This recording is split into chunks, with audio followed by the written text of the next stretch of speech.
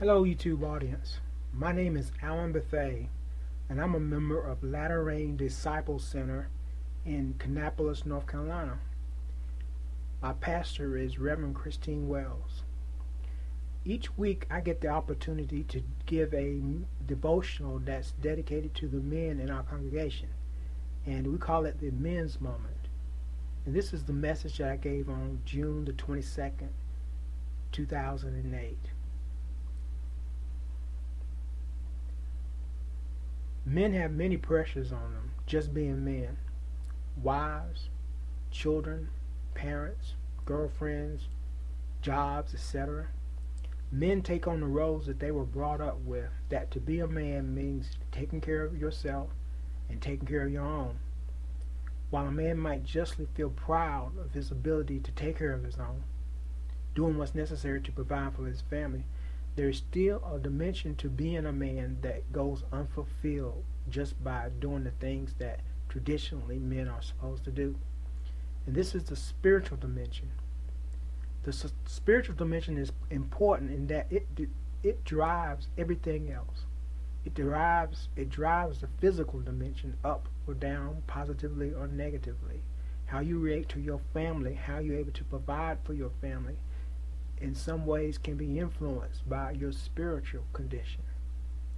The spiritual dimension is knowing one's place in the universe, knowing his God, knowing how to relate to him, knowing his God's will for his life. To get close to God, I know, is a difficult, lifelong struggle. And to what end? Bills still need to be paid, children need to be housed, clothed, fed, and kept healthy. Who has the time to really pursue spiritual things? The spiritual life can become real time-consuming, draining emotionally and psychologically, and expensive. Books need to be purchased, meetings attended, church services gone to, prophets, teachers, friends, pastors, all these different voices speaking to you. It can be very confusing and frustrating. King Solomon said this in Ecclesiastes, the 12th chapter, verses 12 to 14.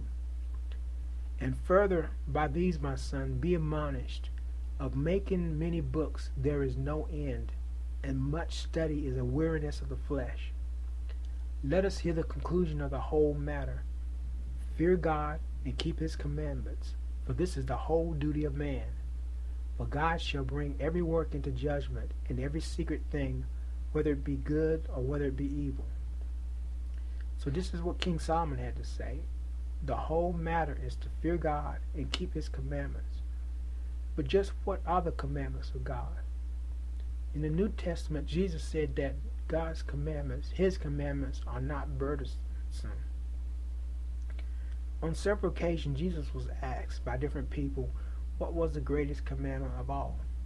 And what Jesus said on one occasion is this.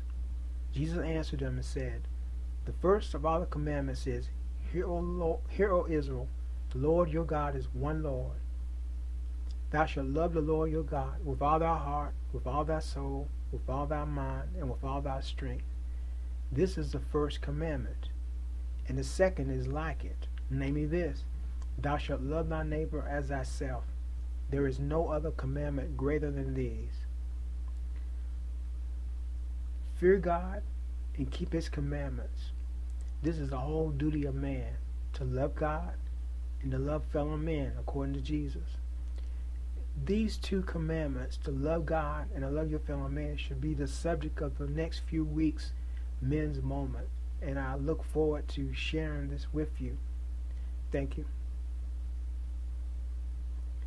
And YouTube audience, I would appreciate it if I would get some feedback on this message.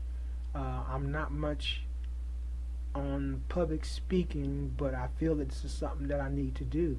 So I appreciate some feedback onto such things as delivery. I pretty much deliver it like I did right now.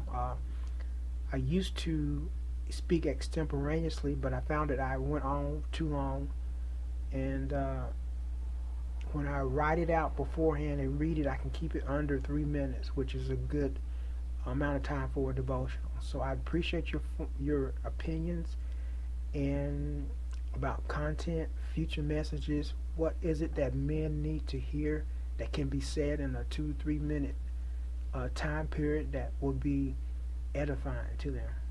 Thank you very much.